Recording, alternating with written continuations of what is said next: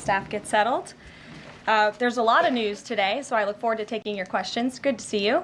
And I have some updates for you as well. Later today, President Trump will address the Business Roundtable's quarterly meeting, where he will tout his pro-growth economic agenda and answer questions before more than 100 of our nation's leading CEOs. In fact, it's the largest attendance ever for this event because business leaders are so eager and encouraged by President Trump's return to Washington. This follows President Trump's roundtable yesterday with the Technology CEO Council here at the White House, where he met with key leaders in the technology industry. And last night, President Trump also held an official swearing-in ceremony in the Oval Office for Sean Curran, who is now the 28th Director of the United States Secret Service. Sean demonstrated unbelievable bravery under gunfire in Butler, Pennsylvania this past July when an assassin tried to kill President Trump. As someone who got to know Sean personally throughout the campaign last year, I can say unequivocally that there is nobody better suited for this important role. And following the confirmation of Labor Secretary Lori Chavez DeRomer last night, the Senate has now confirmed 21 of President Trump's well-qualified cabinet-level nominees, far outpacing the previous administration. And looking ahead, tomorrow, the president will welcome the Taoiseach Micheál Martin of Ireland for the annual White House Shamrock ceremony. And Thursday, President Trump will welcome the NATO Secretary General for a working meeting and lunch.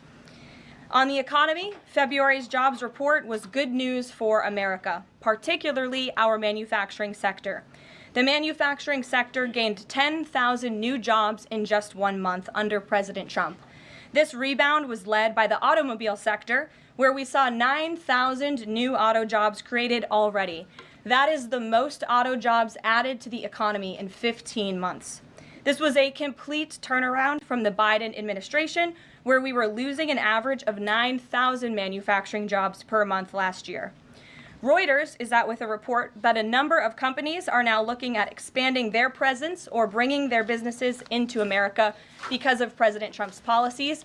And just moments ago, before coming out here, I saw another report by Reuters revealing that Merck has opened a $1 billion facility at its North Carolina site. This is just the latest pharmaceutical company to boost its U.S. manufacturing in lieu of President Trump's tariffs. This announcement follows Eli Lilly's plans to invest at least $27 billion to build 4 new manufacturing plants here in the United States. And Pfizer has also said it's considering moving their manufacturing overseas right here to the United States of America. As the president has said over and over again, when we purchase products made in the USA, the profits stay here, the revenue stays here, and most importantly, the jobs stay here. And despite the globalist mainstream media's attempts to worry consumers, President Trump will not repeat the trend of past American presidents who broke their promises to the American public and smiled while they stuck a knife in the back of American workers and shipped their jobs overseas. Our country has lost more than 5 million jobs in more than 90,000 factories due to devastating globalization over the last 3 decades alone. North Carolina lost 300,000 manufacturing jobs, including 60% of its furniture manufacturing jobs in the years following NAFTA. And in Michigan, globalist policies destroyed 250,000 jobs, including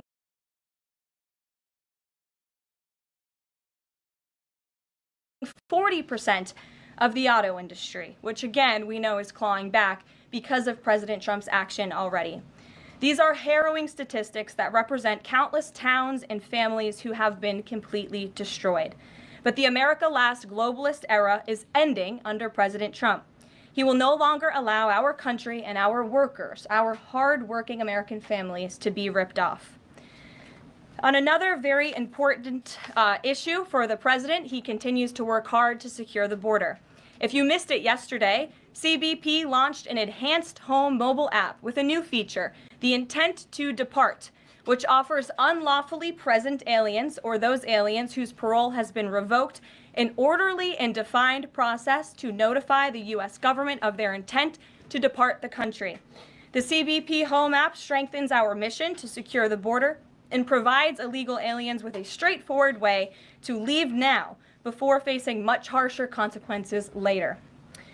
A new report from Bloomberg just found that the number of aliens trying to reach our country by traveling through the jungle to Central America dropped a whopping 99% last month. And this follows the incredible news that illegal border crossings plummeted last month as well, down 94% at our southern border from last February under the Biden administration. As President Trump made clear during his historic address to Congress, we must finish this job and continue to carry out the largest deportation campaign in American history. And that is why the president fully endorses the continuing resolution that is before Congress and was negotiated by Speaker Johnson. He is encouraging all Republicans to vote yes on this clean CR, which freezes funding at current levels and will prevent the Democrats from getting their long-awaited government shutdown. Voting against this CR will hurt the American people and kill the incredible momentum that President Trump has built over the past 51 days. And lastly, before I take questions, I would like to commend the Washington Post, who I believe is in the room today. According to a new report from Axios, the Washington Post is overhauling their newsroom structure.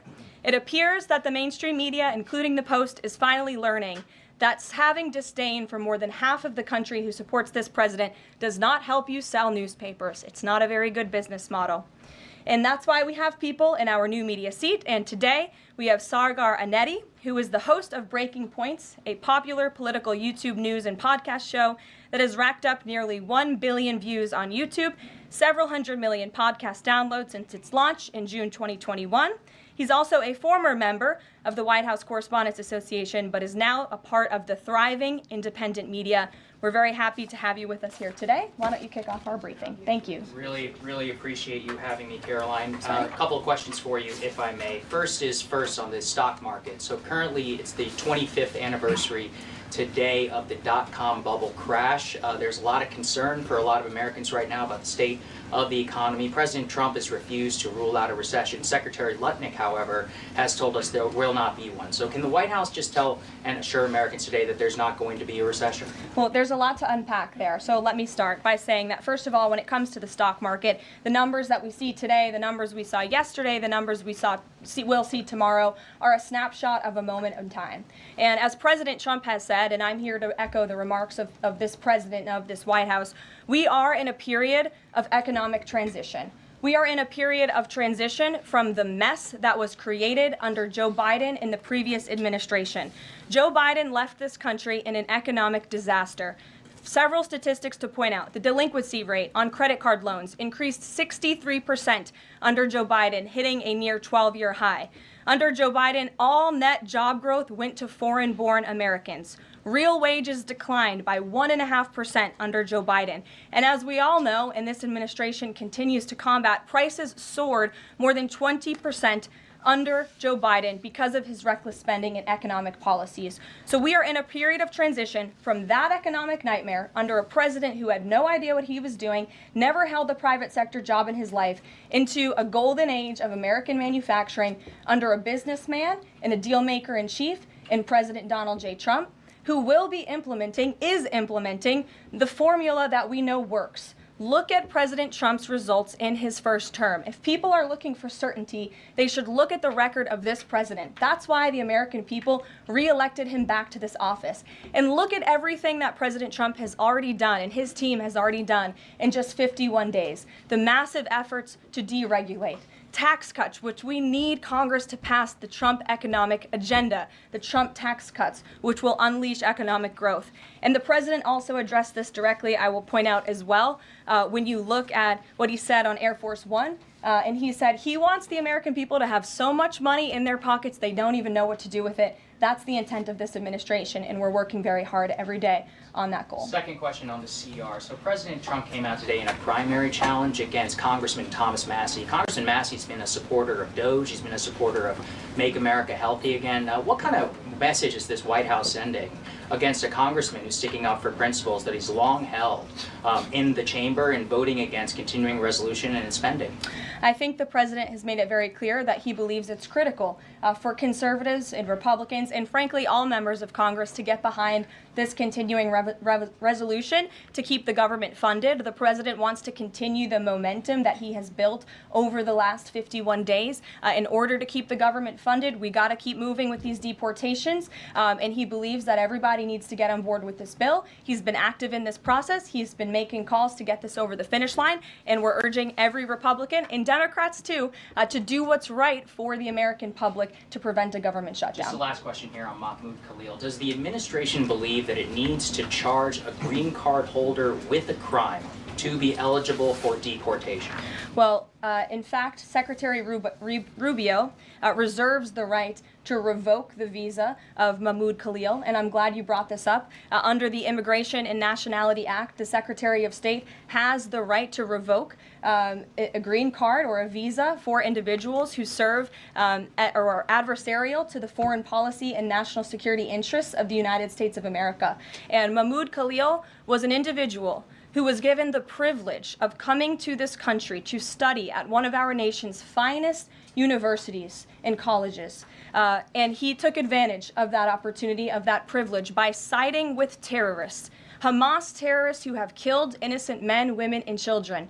This is an individual who organized group protests that not only disrupted college campus classes and harassed Jewish American students and made them feel unsafe on their own college campus, but also distributed pro-Hamas propaganda, flyers with the logo of Hamas. That is what the behavior and activity that this individual engaged in. And I have those flyers on my desk. They were provided to me by the Department of Homeland Security. I thought about bringing them into this briefing room to share with all of you, but I didn't think it was worth the dignity of this room to bring that pro-Hamas propaganda. But that's what this individual distributed on the campus of Columbia University. And this administration is not going to tolerate individuals having the privilege of studying in our country and then siding with pro-terrorist organizations that have killed Americans. We have a zero-tolerance policy for siding with terrorists, period. Peter Ducey. Thank you, Caroline. So you said that the Dow dropping and dropping and dropping is a period of transition. You're sure nobody here at the White House short of the Dow? No, I don't think so. Okay. But is there any concern here that it's going to be harder to ask certain federal workers to retire if they look at their retirement accounts and they're getting robbed every day? Well, I'm glad you brought up workers, because that's exactly who President Trump is looking out for with his America First trade policy and his America First economic agenda.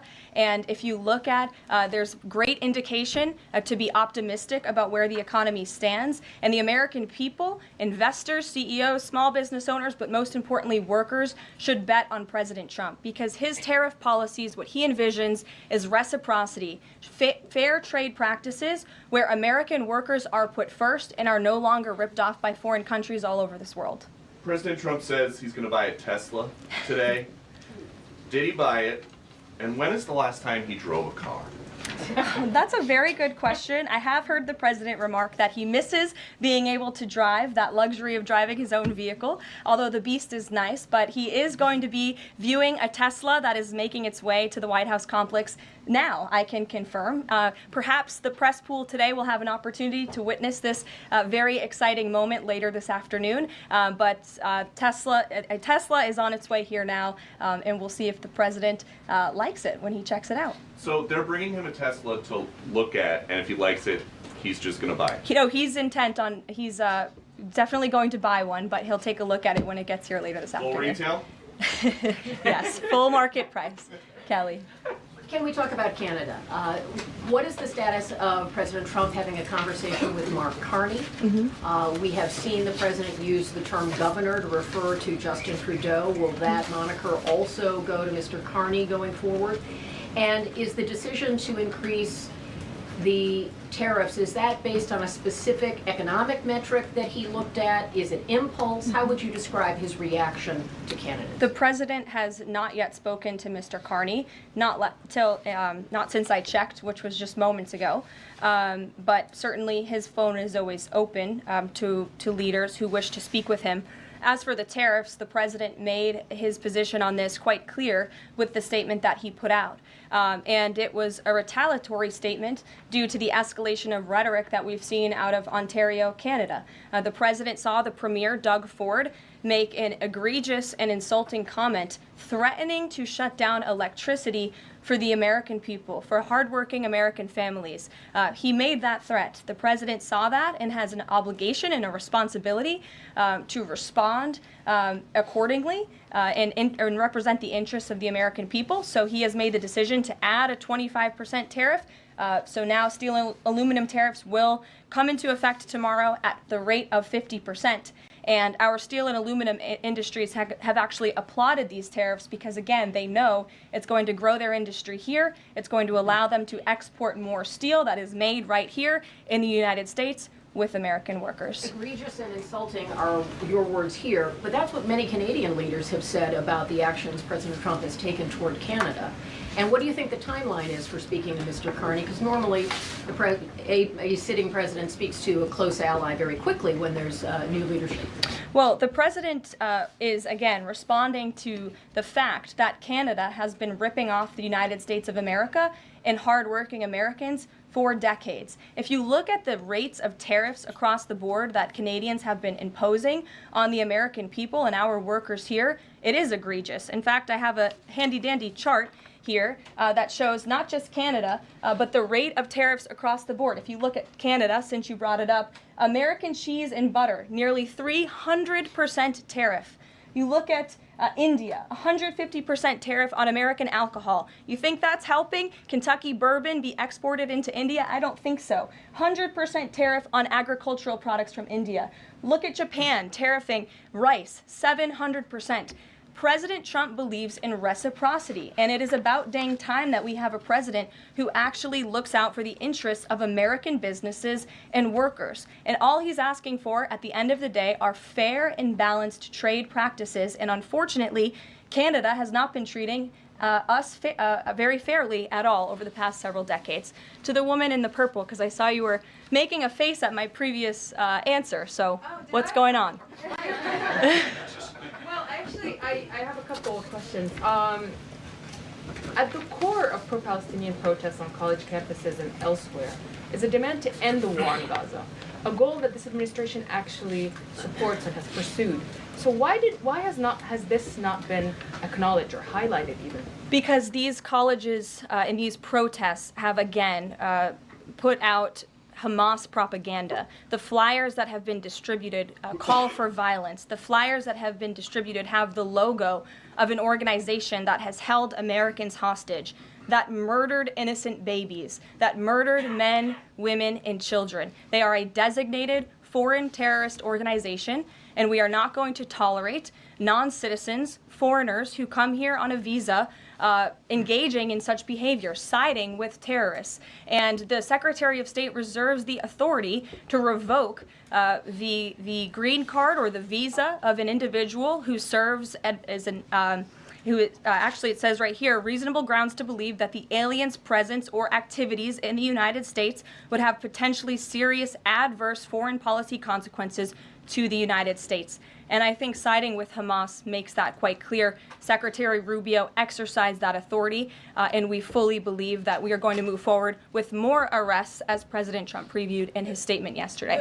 Ed, yeah, thanks. Go ahead. So are there conversations between the administration and the Canadians going on over this tariff? Because the Ontario Premier says the next step is to cut off electricity to the U.S. And the president put out a statement after seeing those comments and said that it would be there would be grave consequences imposed on Canada if they think about shutting off electricity for the United States of America and our citizens. And the president is also determined to ensure that we are depending on American electricity, not the electricity production of foreign nations, including our allies in Canada. As for conversations, there is continued correspondence between the president's team, particularly Secretary Lutnick, and the Canadians as well. And in the market reaction, how do you sell to the American people then, after they're looking at what's happening in the markets this week, and say that the tariff policy long term is something good? Well, just think about what the tariff policy long-term will do for our country. I think many of us probably grew up in small towns. I know at least I did, and the main street in my small town looks a heck of a lot worse than it probably did decades ago before I was alive. At least my parents and grandparents tell me so. And I know many Americans feel that same way. What the president envisions for this country is for the United States of America to be a manufacturing superpower where there are American factories and businesses owned by Americans, producing goods that we are exporting to the rest of the world. Those revenues will stay here. It will increase wages for people here in our great country. It will ensure our national security, and it will boost the morale of the American people to have thriving industries again. Think about Detroit, Michigan. Think about North Carolina, as I mentioned, that used to have a thriving furniture industry that no longer exists because of the globalist trade policies of previous and past administrations. And the American people gave the president a tremendous opportunity to restore American greatness and restore our manufacturing dominance, and he's intent on doing just that. John. Thanks a lot, Caroline. Two questions for you. First, on the CR, you put up on the screen the president's message to Republicans to support this continuing resolution. Is there outreach to Democrats? Because what we've seen since the beginning of the fiscal year is that in order to get a continuing resolution, you need bipartisan support and you need compromise. Well, right now, we are focused on House Republicans and on the House, because that's the first step, as you know, John. And so the president has engaged in correspondence with House Republicans, whipping votes and getting them to a yes, which I understand has been pretty successful this morning thus far. And so, again, the president is encouraging Republicans especially, but again, as I said, all members of Congress to vote to continue funding this government so we can continue the business of the American people, which elected President Trump to do. And then on financial markets, we've seen this decline yesterday. We see it today as well. It seems that the read on the president's policies is one in which they do not have confidence in his trade tariffs policy. They do not have confidence in what the president said to Fox News over the weekend, that he didn't rule out the idea of a recession. What is your read in terms of the decline that we've seen over the last week and a half in financial markets? Well, I think there's actually a lot of reason to be confident, and many people do feel confident. Just look at the nearly $2 trillion in private investment that this president has secured. Look at the comments made by the CEO of Apple, one of the biggest companies in this world, who said that he is bullish on the future of American innovation under the leadership of President Trump. Look at CEO confidence. According to the Conference Board measure of CEO confidence, in Q1 2025, under the leadership of this president, it jumped to its highest level in 3 years, from cautious optimism to confident optimism. If you, again, look at the $2 trillion in investments from some of the biggest companies in the world. Look at the jobs report last Friday, as I also cited in my opening remarks. Fox Business reported that Trump sees a manufacturing boom in first full jobs report of his second term. Look at the auto jobs that have already poured back into America. We added 9,000 new auto jobs. Those are sticky jobs. Those are good paying jobs. That's 9,000 American families who will now be able to live the American dream because of the policies of this administration. You also look at small business optimism. The NFIB put out a report this morning. Small business optimism continues to be far higher than it ever was under the previous administration. There's a lot of reason to be optimistic. And again, the American people, CEOs and people on Wall Street and on Main Street should bet on this president. He is a deal maker, he is a businessman, and he's doing what's right for our country. He wants to restore wealth to the United States of America. Michael, good to see you. Hey, Caroline, thank you. Two questions, if I may. Will the administration be providing any relief to states affected by the Ontario power tariff? Well, the president has made it very clear that Canada would be very wise not to shut off electricity for the American people, and we hope that that does not happen. As for what would happen if that does take place, I'll leave it to the president to make those decisions. And does President Trump share the Justice Department's concern over rising egg prices and possible collusion of big egg?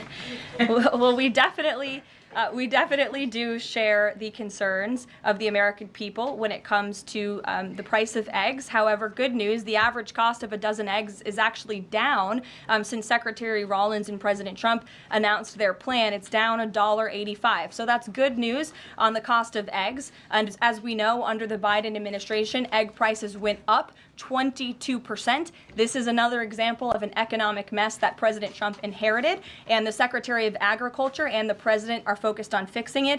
Secretary Rollins put out a 4-point plan rather, to address this crisis, and she has been honest and realistic with the American people, as this administration always is. It will take about 3 to 6 months to get the egg supply back to where it should be, but she's focused, and this administration is focused on doing that every day. Karen. Thanks, Caroline.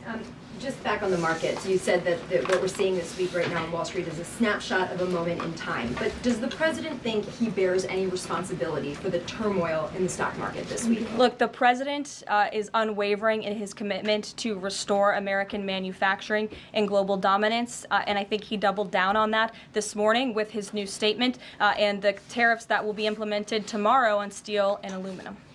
And he has said recently he's not looking at the market. He said you can't really watch the stock market, but all of the gains since Election Day have been erased in the S&P 500. At what point, how far do stocks have to fall before the president considers it a factor and changes course? Again, as I just said, the president will look out for Wall Street and for Main Street, just like he did in his first term, and people on Wall Street and Main Street should bet on this president. He's doing what's right for this country.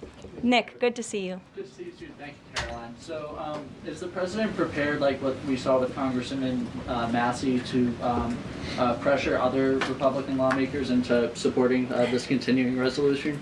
Well, he is very much, as I said, engaged in this process. He's been making calls to lawmakers on Capitol Hill, and I think his statements against Congressman Massey speak for themselves, and I will let the president put out any additional statements if he chooses to, but he fully expects all House Republicans to vote for this continuing resolution. And just to follow up, can we start to anticipate seeing more of the president weighing in on upcoming 2026 races like we saw this morning?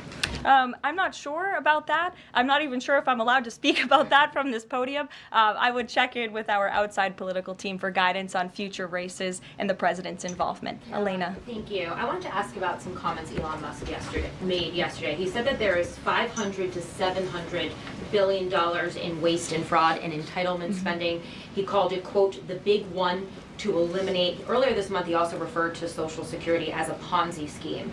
Should Americans expect changes, big changes, to Social Security and Medicare? President Trump has been unequivocally clear on this. He is going to protect Social Security and Medicare benefits and Medicaid for hardworking Americans who paid into these entitlement programs and deserve those hard-earned benefits. And unfortunately, the mainstream media has taken Mr. Musk out of context. I saw a Bloomberg headline that our team actually worked on getting updated and fixed because it was so wrong, and it took Mr. Musk out of context.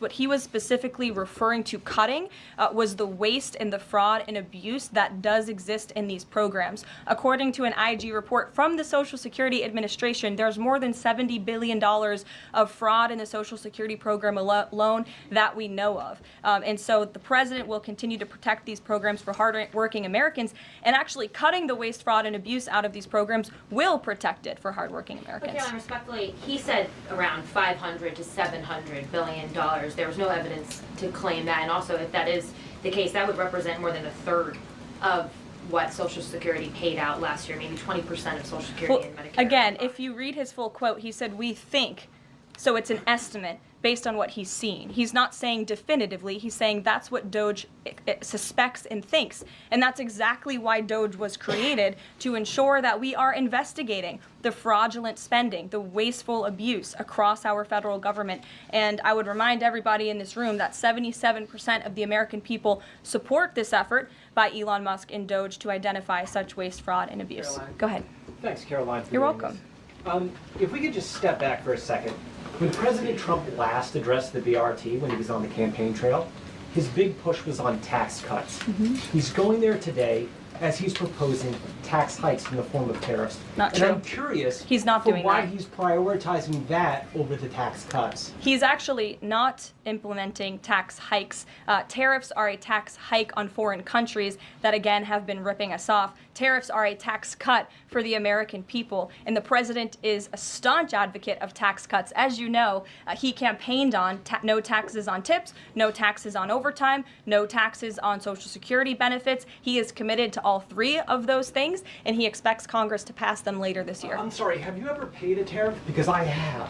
That's they it. don't get charged on foreign companies, they get charged on the importers. And ultimately, when we have fair and balanced trade, which the American people have not seen in decades, as I said at the beginning, revenues will stay here, wages will go up, and our country will be made wealthy again. And I think it's insulting that you are trying to test my knowledge of economics and the decisions that this president has made. I'm now regret giving a question to the Associated Press. Mary, go ahead.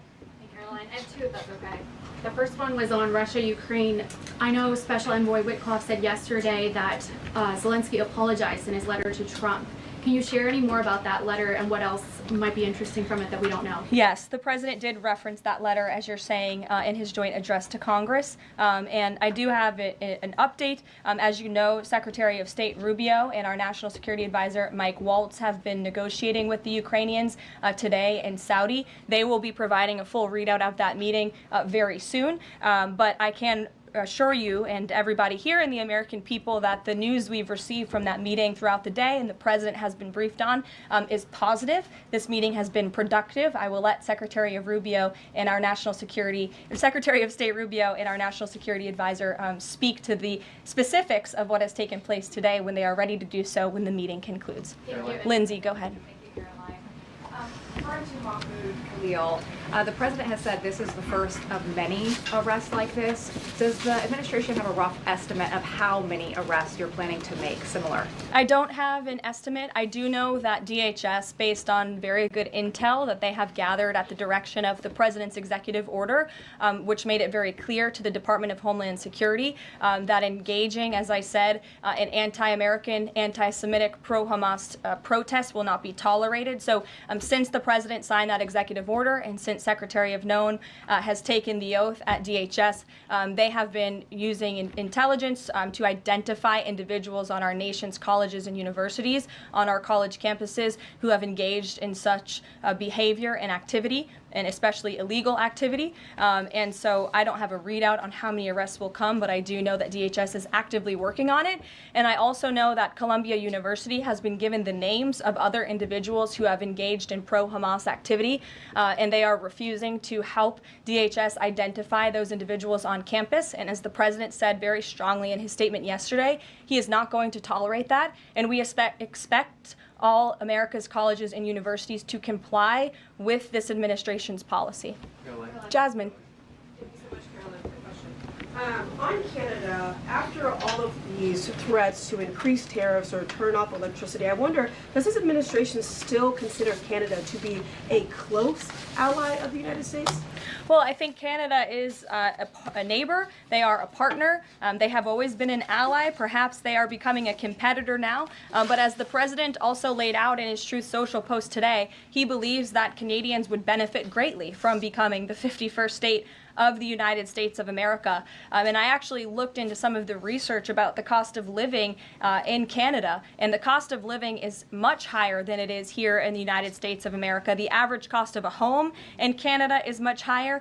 In Quebec, the highest tax rate for an income of $150,000 or more is 53.3%, more than half of Canadians' incomes they are being taxed on. So the president has made it clear that he believes Canadians would be better served economically, militarily, if they were to become the 51st state of the United States of America. Reagan. Thank you, Caroline. A week ago, Attorney General Bondi said a truckload of Epstein files had been delivered to her office from the SDNY. When can we expect those files to be released to the public? I would defer you to the Department of Justice. I don't have a timeline here. Do you have any update on the JFK files? I don't at this moment. Again, I would defer you to our DNI director, Tulsi Gabbard, and also the Department of Justice. I know that they are working on that diligently, as the president requested them to do. Christian.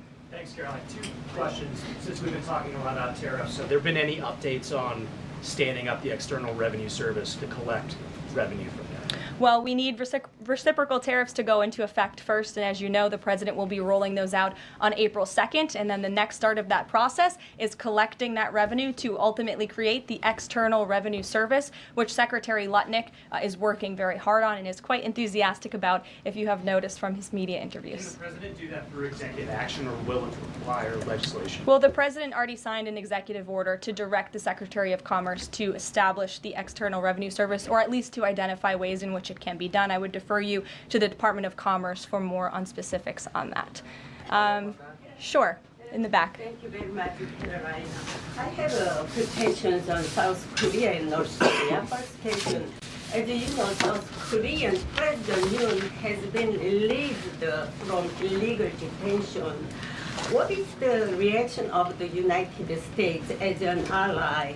Is there a possibility of a summit with President Trump when President Yoon returns? Second question on North Korea. North Korea launched the several ballistic missiles into the west coast yesterday. What is the White House's reaction on this? Sure. Yes, I'll start with your question on North Korea. We condemn these actions and we call on North Korea to stop their unlawful and destabilizing actions. As for South Korea, the U.S. and Republic of Korea's alliance is ironclad, and the Trump administration remains in close contact with our South Korean counterparts as we work together to promote a free and open Indo-Pacific. Sure. Your first question, you didn't answer that release of South Korean president from jail. I don't have anything on that, but I can certainly check in with the National Security Council and get back to you. Sure, good to see you. Press Secretary, many are concerned about the validity of President Biden's official actions and also his pardons of the possible criminal actions of individuals such as his family members and Liz Cheney, as information is emerging that many of his official actions were auto-signed, possibly even the pardons, and without his knowledge or consent. Does the White House have any information available currently that Biden was actually the one that approved and signed those pardons? And second question, will the DOJ investigate whether President Biden's cognitive decline allowed unelected staff to push through radical policy and pardons without his knowing approval?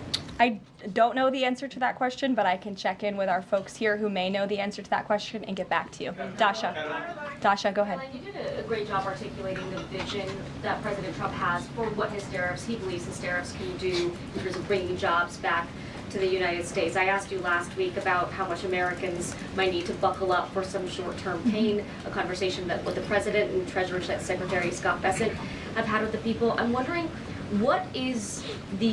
how high is the pain threshold for President Trump and for this White House as you watch some of the turbulence in the stock markets, as you field concerns from businesses and potentially see some of those approval ratings drop in the short term? How much is he willing to stomach that, and will he stay committed to his vision for tariffs even as all of this comes up? Well, the president has been working hard every single day to alleviate the pain that was inflicted by the previous administration through massive deregulation, through drill baby drill, as we like to call it, unleashing the might of our energy industry, which we know will ultimately drive down costs for consumers here at home. And again, as I mentioned, the president is intent on signing tax cuts for the American people to put more money back into their pockets, which will ultimately unlock consumer confidence. And again, I'll reiterate the president's words in layman's terms as he does best. The president wants the American people to have so much more money in their pockets, they don't know what to do with it. That's the goal of this administration,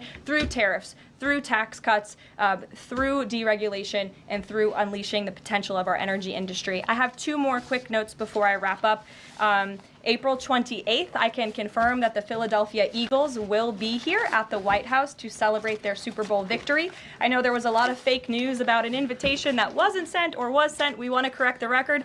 We sent an invitation. They enthusiastically accepted, and you will see them here on April 28th.